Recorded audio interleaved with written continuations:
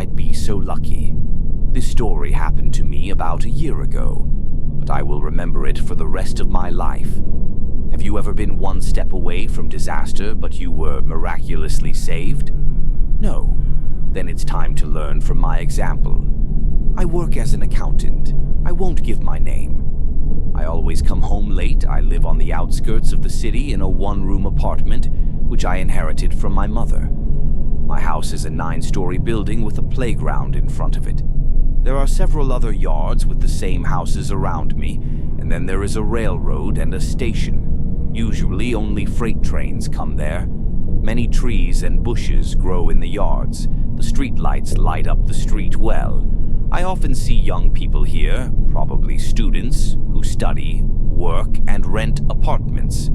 The apartments for rent here are cheap. One fall evening I was coming home. There were hardly any people on the street. Autumn darkness had already absorbed the streets of my city, so I walked carefully and looked under my feet. I turned into the courtyard and went to my entrance. It always takes a long time to dial the code, because the buttons are already worn out and the contacts are worn out. Finally, I opened the door, climbed the stairs, and called the elevator. As I stood there, I noticed dirty footprints that were right by the elevator and led away from the entrance. It's times like this that I realize how hard it is to be a janitor. I live on the 7th floor, and I don't like going up there. The elevator arrived and its doors creaked open. I stepped inside and pressed the button. The doors closed. Our elevator itself goes up slowly and rarely breaks down, but that day was an exception. On the 3rd floor, the elevator just stopped and there was silence. It felt like the elevator was in empty space. It felt like panic set in as I realized that my phone was dead and the dispatcher call button hadn't worked in 2 months. I tried to pull the doors apart, but I didn't have the strength. So I started banging on the doors and calling for help, trying to push the elevator buttons. But nothing worked. I just sat down on the floor and waited for help. I dozed off a little from exhaustion, but soon I was awakened by a rumbling sound. When I realized that it was someone opening the door to the apartment, I just flew up from the floor. I started drumming on the elevator doors and calling for help. To my surprise, when I finished banging, I heard footsteps on the landing. Slow footsteps. It felt like whoever was approaching was trying to exercise some sort of caution. The footsteps stopped near the elevator. I remained silent. Someone on the other side pressed the call button, but the elevator doors didn't open. Then the person behind the doors tried to open the doors himself, but he failed. I tried to talk to the person behind the doors, but there was silence in response. His attempts to get inside continued for a few more minutes, and then it was silent. A miracle happened, and the elevator went on. There was no limit to my joy. On my floor, I quickly entered my apartment, changed my clothes, had dinner, and went to bed. In the morning, I was awakened by the doorbell. I could hardly get up and opened the door. There were 2 policemen standing on the doorstep. They asked me questions about where I had been last night and if I had heard anything. I told them everything as it happened. It turned out that there had been a brutal murder of a family who lived in one of the apartments on the 3rd floor during the night. The grandfather in their family had some kind of mental illness and he had a seizure. He slaughtered all his kin and then made his way out to the stairs where I was just as the elevator stopped. There was blood all over the stairs and the elevator doors were scratched with the knife. Grandpa was taken to a mental institution.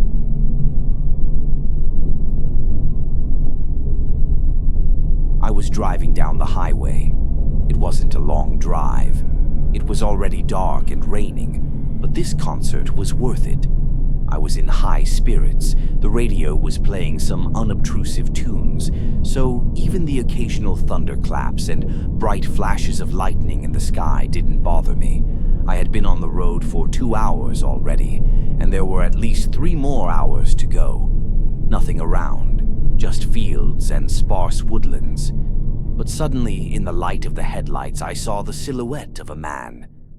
I began to slow down until I saw it completely.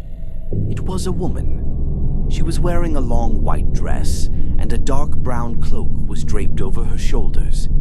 She was standing by the curb holding something in her hands. I'm not the kind of person to perform acts of goodwill and pick up hitchhikers, but damn. There was a girl standing by the roadside, clearly abandoned and frozen, in such horrible weather, at night. Of course, I decided to pull over. I started to pull over until I was in line with her. Then I opened my car door and leaned out through the passenger seat and asked, "Hey, ma'am, do you need a ride?" The last word stuck in my throat. Light spilled out of the cabin onto the curb, and I was able to get a full look at the woman. The first thing that caught my eye was the huge hole in her chest. What I thought was an object in her hands from a distance turned out to be a head. The head of a strange, incomprehensible creature that had thrust its ugly face through the chest of its victim and was now tearing off chunks of flesh with a disgusting smacking sound. The creature's head was pale, bald, and stained with blood. It resembled the wrinkled face of an infant, as if it were an old man. And what appeared to be a cloak at first glance was actually the body of the creature. Or rather, it was wings, or something that looked like wings. They moved slightly as the abomination tore off a new piece. The bright light made the thing freeze, and it looked like it wanted to lift its face away from its meal to look at what had disturbed it. But I reacted immediately. I slammed the door shut hard, pushed the gas pedal to the floor, and tried to get as far away from that place as possible. Only once did I look in the rearview mirror. I made sure that the cape was still on the woman and that the thing wasn't going to leave its prey. I stopped driving out of town after that. I tried to get home before dark, and I still have nightmares.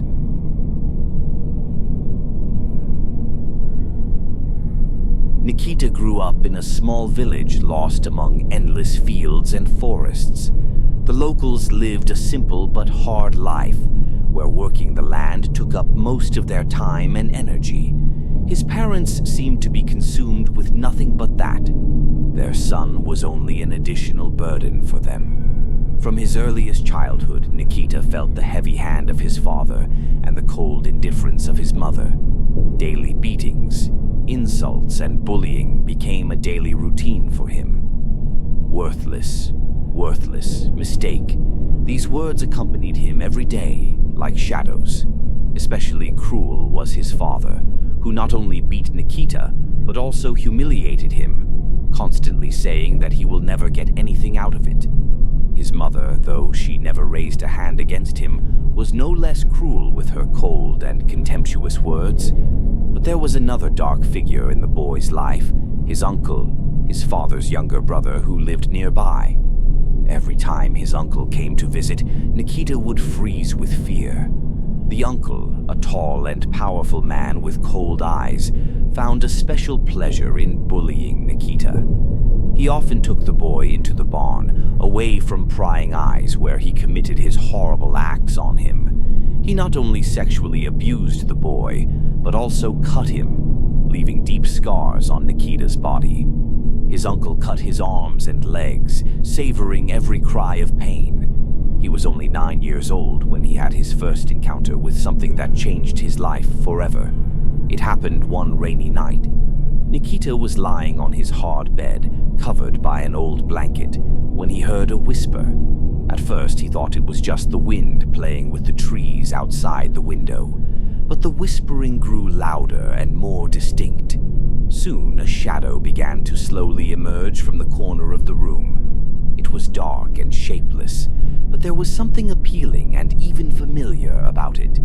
"Who are you?" Nikita asked, feeling no fear, only curiosity and a strange sense of comfort. "I am the one who knows your pain," the entity whispered. "I am the one who will help you." With each passing day, the entity became more real and tangible. Nikita called her Darkness. She was his only friend and comfort in this cruel world. Darkness was always there for him, comforting him and promising that one day everything would change. At school, Nikita could not find refuge from bullying. He was the object of ridicule and violence from his classmates. Every day was an ordeal for him, full of humiliation and torture. They called him Ghost, Outcast, tormenting him with words that cut his soul as much as the beatings. He was a constant object of bullying and violence, and no corner of the schoolyard was safe for him. Nikita tried not to pay attention to it, but each blow, each insult left its scars on his soul. But Nikita had one friend at school, a girl named Anya. She was the only one who didn't laugh at him and didn't pay attention to his scars and bruises. Anya often sat with Nikita at recess, telling him funny stories and sharing her lunch. She was a ray of light for him in this gloomy world. They spent time together playing in the schoolyard or just chatting about life. Anya understood Nikita better than anyone else, felt his pain, and always tried to support him. But one day, everything changed. After school, Nikita and Anya were walking home when she suddenly noticed something on the other side of the street and ran towards the road. Nikita only had time to yell at her to stop, but it was too late. Right before his eyes, a bus hit her, pushing her body several meters away. He saw Anya fly through the air like a doll and then fall to the asphalt with a loud crack. Nikita froze, unable to move, seeing the life leave his only friend. He watched as the blood spread on the road, as her eyes, which a moment ago had been glowing with life, became empty and lifeless. At that moment, he heard laughter, a loud, sinister laugh echoing right inside his head. "Now you have only me left," darkness whispered. "Only me." After this event, Nikita withdrew even more into himself. The darkness, seeing his suffering, became more and more powerful. One night, after a particularly brutal beating and more insults, with his mother calling him unnecessary and a disgrace, and his father adding that it would be better if he didn't exist at all, darkness offered Nikita a way out. "I can set you free," she whispered. "Free you from pain and suffering. Do you want that?" Without hesitation, the boy nodded. That night, darkness filled the house. Nikita watched as his parents, who had become a symbol of suffering for him, awoke to a strange sound and saw thick black smoke filling the room. The darkness moved as if alive, enveloping them and pulling them deeper into its embrace. Father tried to resist, but the darkness penetrated his body, making him scream in unbearable pain. He squirmed on the floor, writhing in agony until his eyes rolled back and his screams subsided. The mother, horrified, tried to run away, but darkness grabbed her, lifting her into the air and squeezing her until her bones began to crack. Her scream of terror echoed throughout the house before there was silence. In the morning, the police found the boy in a house full of silence and darkness. He was sitting in a corner, hugging his knees and quietly humming some kind of tune. Nikita told them about the darkness, about how it had set him free. The police considered his words a figment of a sick imagination. The boy was sent to a psychiatric hospital. In the hospital, Nikita continued to communicate with the darkness. Doctors and nurses did not believe him and mocked him, considering his delusions dangerous. They tried to cure him, but darkness was always there to comfort and protect him. One dark day, when the loneliness and hopelessness became unbearable, darkness offered Nikita one last solution. "You can be free forever," she whispered. "Just follow me." Nikita obediently nodded.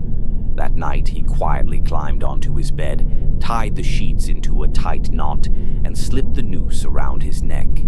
The darkness embraced him, lulling him to sleep and promising peace. When he was found in the morning, the boy had a strange, peaceful smile on his face. No one ever knew that darkness, his only friend and comforter, was a part of himself, a dark side that he had created himself to survive in this cruel world. The darkness disappeared with him, leaving only an empty room and the silence that was now his eternal home. Nikita was buried in the local cemetery, in a far corner where people rarely set foot. His grave was simple, without a pompous headstone, Just a modest wooden cross with his name and the dates of his life. No one came to his grave, no one brought flowers or lit candles. To the villagers, he was just a poor boy whose story was forgotten almost as soon as he was buried. But even in death, the darkness did not let him go. Nights in the cemetery were especially dark and gloomy, and passers-by claimed that they often saw a thick shadow whispering in the wind in the corner where Nikita rested. The entity that had become a part of his life continued to guard his peace, not allowing even the dead to escape its embrace.